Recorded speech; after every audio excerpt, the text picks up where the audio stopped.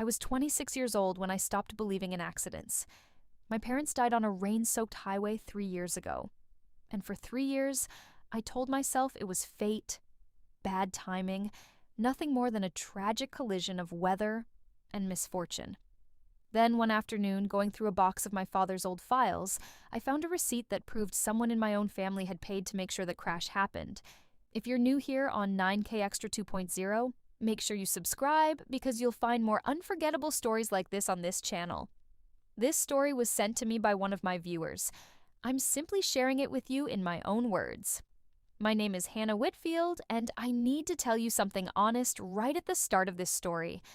I don't remember what peace felt like before my parents died. I don't mean that as some poetic exaggeration. I mean it literally. Even before the accident, our house was never quiet in the way other people's houses seem to be.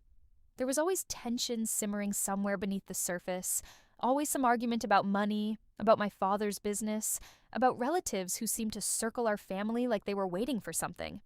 I used to think that was just how families worked. It wasn't until years later, after everything fell apart, and then somehow, impossibly, came back together in the strangest way, that I understood just how wrong I had been. I grew up in a mid-sized town outside Sacramento, California, in a house my parents, Michael and Rebecca Whitfield, built from nothing. My father started a small commercial construction company in his late 20s, working out of a rented garage with 2 employees and a used truck he'd bought with a loan co-signed by my grandfather. By the time I was in high school, that company had grown into one of the more respected mid-sized construction firms in the region, employing nearly 40 people, building everything from strip malls to small apartment complexes. My mother worked alongside him for years as the company's bookkeeper before eventually stepping back to focus on raising me, though she never fully let go of the financial side of the business, always double-checking numbers at our kitchen table long after her official hours ended. My parents worked constantly. I won't pretend otherwise. There were missed recitals, missed birthdays, nights I fell asleep waiting for headlights in the driveway that never came before I drifted off. But I also remember the version of my parents that existed underneath all that exhaustion, the version that showed up in small, quiet moments. My father teaching me to change a tire in our driveway on a Saturday morning, insisting I learn to do it myself because he refused to raise a daughter who felt helpless. My mother sitting beside me for hours, helping me study for a chemistry exam she barely understood herself, determined not to let me struggle alone, even when she had nothing left to give after a 14-hour day. I loved them. Whatever complicated tension existed around us, I never doubted that. The tension, as I got older, I slowly began to understand, came mostly from my father's younger brother, my Uncle Craig. Craig had worked for my father's construction company almost from the very beginning, starting as a project manager back when the company was still small enough that everyone wore multiple hats. Over the years, Craig had grown increasingly convinced that he deserved a much larger share of the company than my father was willing to give him, arguing that his early contributions had been just as vital as my father's, that the company's success belonged to both of them equally. Even though my father was the one who had taken out the original loans, the one whose name was legally on every document, the one who had risked everything in those early years. While Craig, by his own admission during arguments I overheard as a teenager, had simply shown up and worked. My father, to his credit, had always been generous with Craig, paying him a salary well above market rate for his position, giving him a modest ownership stake in the company as a gesture of family loyalty, even though legally he had no obligation to do so. But generosity, I learned, is rarely enough for someone who has already convinced themselves they are owed more. Craig's resentment simmered for years, occasionally boiling over into loud arguments I'd overhear through closed doors. Arguments about expansion plans Craig wanted that my father thought were too risky, about salary disputes, about who truly built the company from the ground up. The situation grew significantly worse about 2 years before my parents died, when my father was approached by a much larger regional construction firm interested in acquiring his company entirely. The offer was substantial, more money than our family had ever seen in one place, enough to set my parents up comfortably for the rest of their lives and leave a significant inheritance behind besides. My father wanted to accept it. He was tired, he told my mother one night at our kitchen table, while I sat on the stairs listening, unseen. He wanted to slow down, spend more time with her, maybe finally take the trip to Italy they'd been promising each other for over a decade. Craig was furious when he found out. Selling the company meant the end of his role entirely, meant losing not just his job, but the identity he'd built around being a partner in something significant, even if that partnership had always been more symbolic than legally binding. He showed up at our house one evening, and I remember the argument clearly because it was louder and angrier than any I'd heard before. Craig accused my father of selling out the family legacy for his own comfort, of never truly valuing what Craig had sacrificed over the years, of treating him like an employee instead of a brother, despite everything Craig claimed to have contributed. My father, uncharacteristically sharp that night, told Craig plainly that the company had always been his, that he'd been generous for years out of love rather than obligation, and that generosity didn't obligate him to sacrifice his own retirement to protect Craig's pride.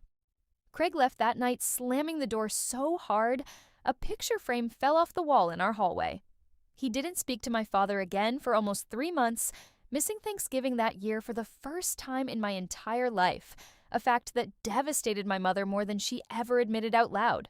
Then, strangely, about a month before the acquisition deal was set to finalize, Craig reached out and apologized. He showed up at our house with a bottle of wine and an unusually humble demeanor, telling my father he understood now, that he'd had time to think things through, that he wanted to support the sale and help make the transition as smooth as possible for the employees who had worked alongside them for years. My father, always quick to forgive family, welcomed him back with open arms, genuinely relieved to have his brother back in his life before such a major transition. I remember feeling relieved too, naively believing our family had finally healed itself just in time for a fresh start. 3 weeks before the sale was scheduled to officially close, my parents died on a rain-slicked highway on their way home from a final meeting with the acquiring company's attorneys. According to the initial police report, my father's truck hydroplaned on a notoriously dangerous curve just outside town, a curve that had seen several accidents over the years due to poor drainage and faded lane markings the county had been slow to repair. The truck skidded off the road and rolled twice before coming to rest against a tree embankment. Both of my parents were killed instantly, according to the coroner, sparing them prolonged suffering, though that small mercy did nothing to soften the devastation of losing them both in a single moment. I was 23 years old, living in an apartment across town, working my first real job after college, when 2 police officers showed up at my door on a Tuesday evening to deliver the news that would split my entire life into a clean, permanent before and after. I don't remember much of the days that followed. I remember Craig, devastated, showing up immediately to help with funeral arrangements, insisting on handling everything so I wouldn't have to carry that weight alone. I remember thinking, through the fog of my grief, that at least I still had him, that at least our family, however fractured it had once been, was pulling together when it mattered most. The official investigation ruled the crash, an accident caused by hazardous road conditions combined with excessive speed for the weather. A conclusion that made sense to everyone at the time, myself included. County records showed the curve where they crashed had a documented history of weather-related accidents. My father had, by all accounts from witnesses at the meeting they'd left just 20 minutes earlier, been anxious to get home before the storm worsened. It was a tragedy born from bad timing and worse weather, nothing more sinister than that.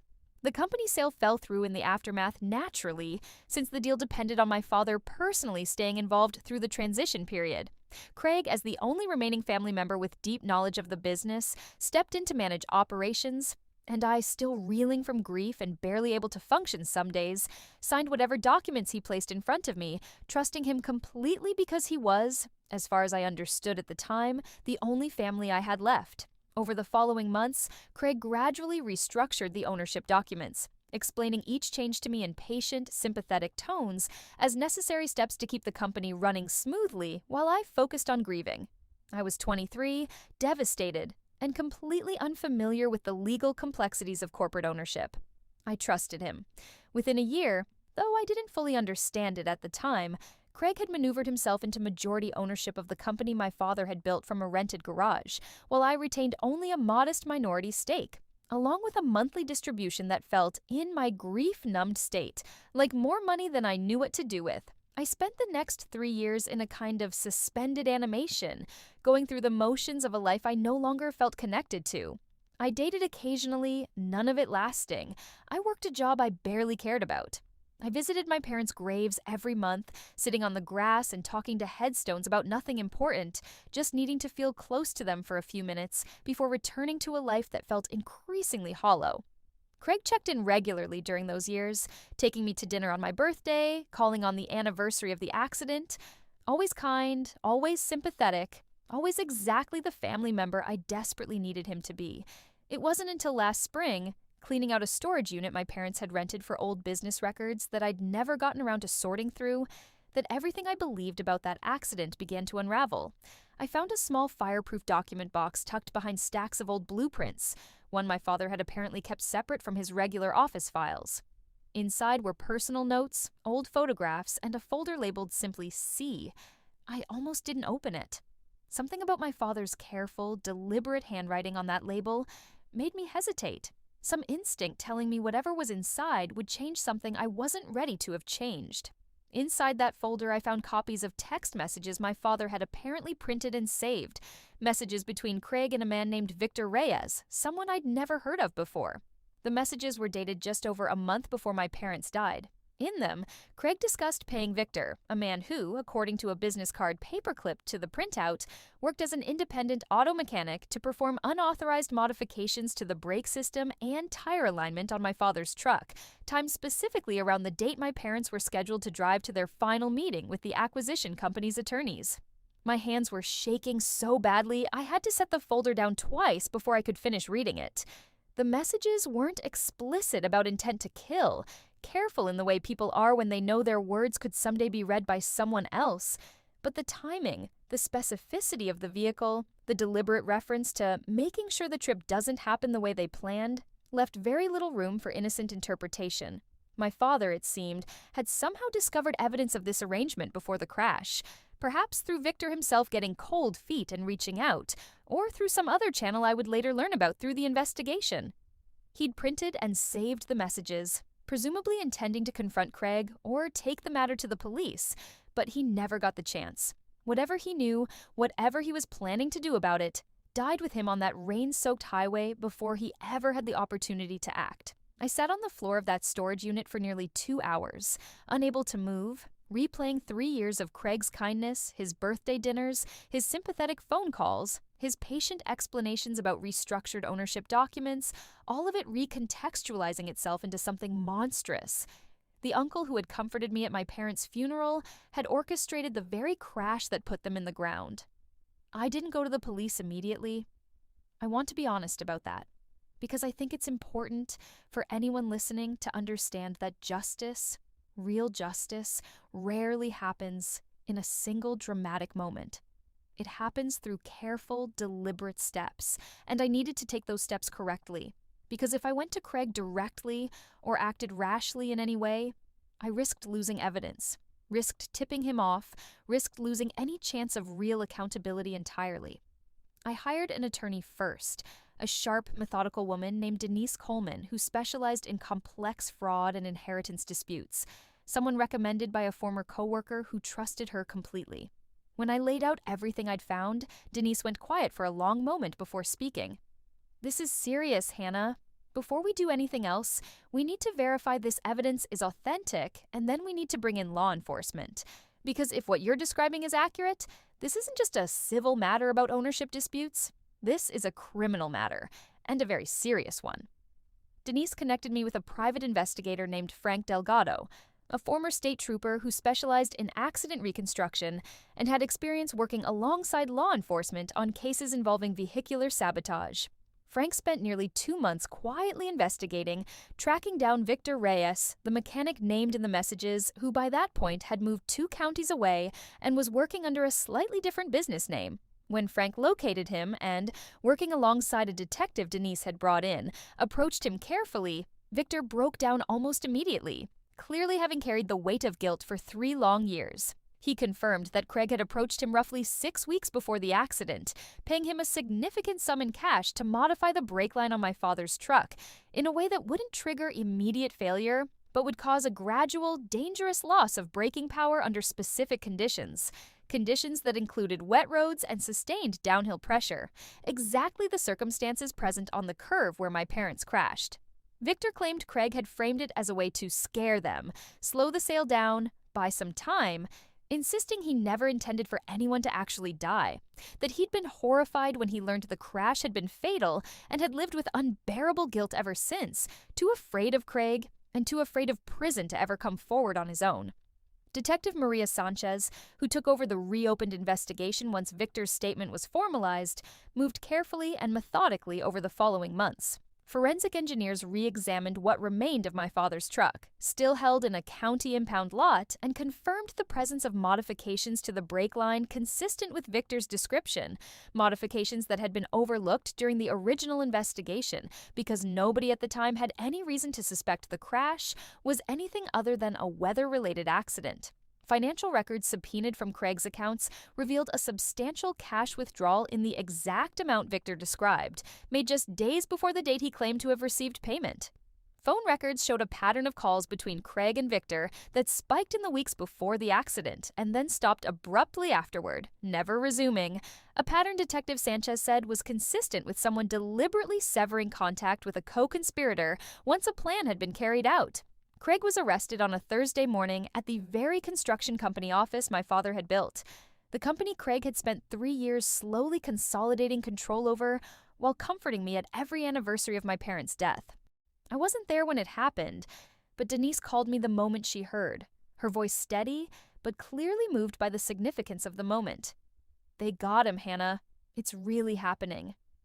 I sat in that courtroom months later, watching my uncle, the man who had held my hand at my parents' funeral, the man who had taken me to dinner on birthdays I could barely bring myself to celebrate, listen as prosecutors laid out a case built from text messages, financial records, forensic evidence, and Victor Reyes's detailed, corroborated testimony. Craig's own defense attorney, faced with the overwhelming weight of evidence, eventually negotiated a plea deal, Craig pleading guilty to conspiracy to commit murder and vehicular homicide in exchange for a sentence of 30 years.